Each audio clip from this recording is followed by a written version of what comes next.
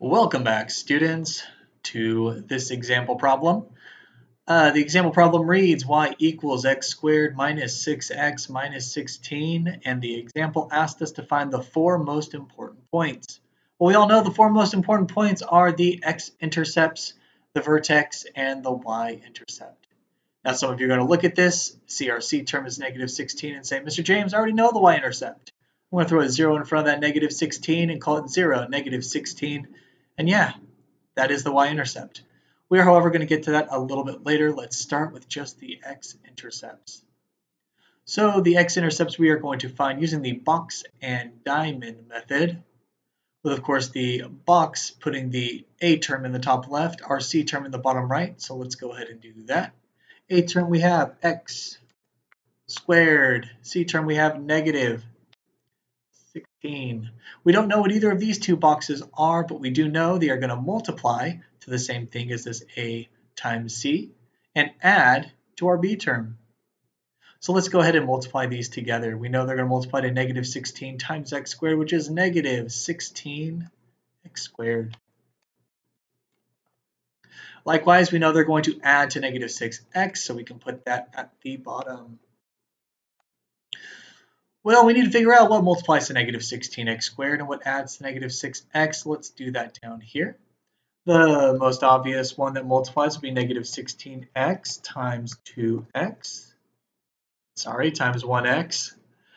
We also know that we can do 16x times 1, negative 1x. In addition to that, we also have, how about negative 8x times 2x? Its opposite is 8x times negative 2x. And finally, we have negative 4x times positive 4x, and its opposite, which is the same thing. All right, let's see which of these add to negative 6x. Negative 16 plus 1 is going to give us negative 15x. That's no good to us. 16 minus 1 is 15x. Still no good to us. How about negative 8x plus 2x? That's negative 6x. And we have found our winner. Let's get rid of all these wrong answers. Let's fill in the right answers. Over here, we can put negative 8x. And over here, we can put in 2x. Likewise, we can fill those same values in over here, negative 8x and positive 2x. Well, folks, how are we going to get x squared? How about a single x and another single x? All right, what times this x will give us negative 8x? Well, how about negative 8? And what times x will give us 2x? How about positive 2?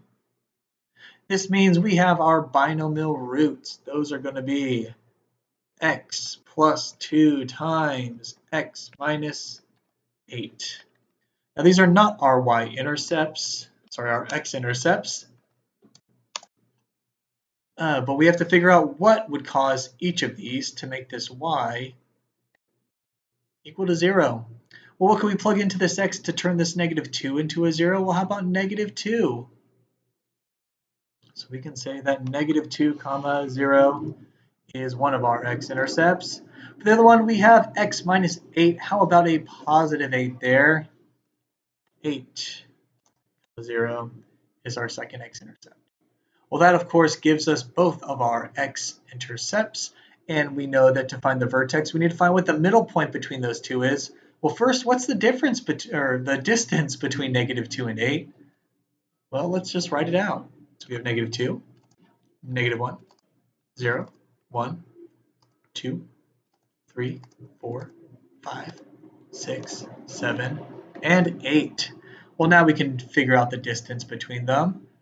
1, 2, 3, 4, 5, 6, 7, 8, 9, and 10. The distance between negative 2 and positive 8 is 10. Half of that would give us 5. Let's count 5 over. 1, 2, 3, 4, 5. Our middle term is 3. that means that 3 is going to be half of our vertex. Let's go ahead and write that down while it's on our minds. So our vertex is going to have an x value of 3, but we don't yet know what that y value is going to be. So we're going to plug that 3 into our quadratic and see what we get. So y is equal to 3 squared minus 6 times 3 minus 16. Well, we know that 3 squared is going to be 9. Negative 6 times 3 is negative 18 minus 16. Well, I can't do that in my head. Let's put it on a calculator. 9 minus 18 minus 16 is going to give us negative 25. Let's write that down. Equals negative 25. And that means we now know our vertex is going to be 3, negative 25. Now, as mentioned before, we need to find the y-intercept, but we already knew what that was. It's going to be a 0 in front of our c term, so 0, negative 16. So let's get rid of all the stuff that's going to get in our way. We know our x-intercepts will be negative 2, 0, and 8, 0. We know that our vertex is going to be 3, negative 25, and we know that our y-intercept will be 0, negative 16. Thanks for watching, guys.